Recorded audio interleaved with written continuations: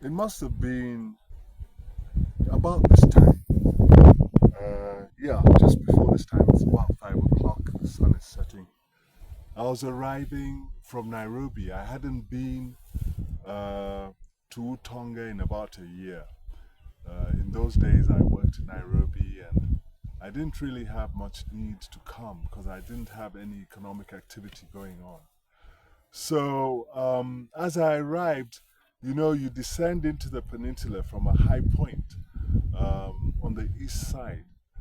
And as I was descending down from the high point, I could just see smoke billowing. And at first, it looked like it was close up. But when I looked more and as I descended and I paid more attention, I realized that, hang on a moment, this could be part of our estate. But that fire, it just looked unusual. It was just a huge smoke rising up.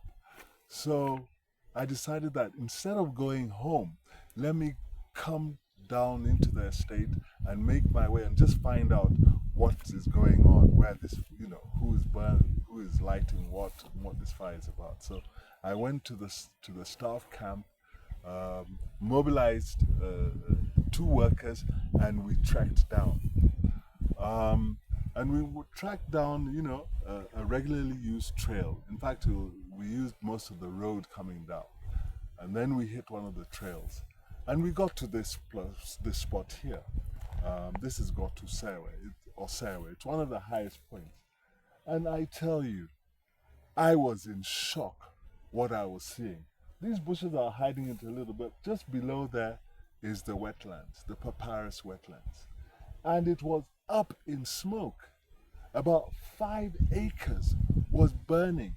And this fire seemed to have been started off the lake. And with the east winds blowing in, it was carrying the flames. And the wetlands was on fire. It was ablaze. And I couldn't figure out what was going on. But as we listened, we started to hear voices, people screaming, ooh, ooh, and dogs barking. And it dawned on us that this was a hunting game. It was a game hunting expedition. What these guys had done is that they had lit the papyrus off the lake. They knew the wind was coming in and to blow the fire inward. And they were standing on the other side waiting for the sitatunga and all the other small mammals to come running out of the papyrus wetlands and kill them. They just had spears and machetes, and that's what they were waiting to do. My first response was to get my firearm and shoot up in the air, hoping that I was going to scare them off. And I never did, because by the time I was mobilizing other people to come down, these people had scattered. And it seems like they took off with boats on the lake and went round. It was a harrowing, it was a harrowing experience. Right then and then, I think that's when I made the decision that I was going to conserve the Utonga Peninsula. I was going to preserve it. I was going to fight for it. I was going to conserve the biodiversity. And literally in the next couple of days, I had made the decision that I had to be the epicenter. My property, my land had to become the epicenter, and I needed to be the champion that would bring the agenda of conservation forward into the Utonga Peninsula. And why is the Utonga Peninsula significant?